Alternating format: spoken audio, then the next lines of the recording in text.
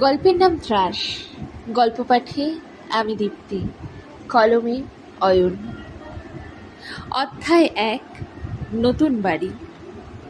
বিকেলের ম্লান আলোয় গাড়িটি ধীরে ধীরে থামল সেই পুরনো বাড়ির সামনে।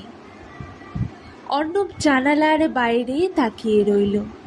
বড় ভাঙাচোরা ধূসর রঙের বাড়ি, যেন বহু বছর ধরে কেউ এখানে থাকেনি।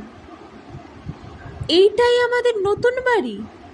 অর্ণব অবাক হয়ে জিজ্ঞেস করল। তার বাবা হেসে বললেন, হ্যাঁ, একটু পুরনো ঠিকই, কিন্তু জায়গাটা খুব ভালো। অর্ণব গাড়ি থেকে নামতেই হালকা ঠান্ডা বাতাস তাকে ছুঁয়ে গেল। আকাশ পরিষ্কার, তবুও তার শরীরে কাঁটা দিয়ে উঠল। বাড়ির দরজা খুলতেই এক অদ্ভুত গন্ধ, পুরনো কাঠ আর স্যাঁতস্যাঁতে দেয়ালের মিশ্রণ। মা বললেন, কয়েকদিনে সব ঠিক হয়ে যাবে। কিন্তু অর্ণবের মনে হলো, এই বাড়ি ঠিক হতে চায় না, বরং কিছু লুকিয়ে রাখছে।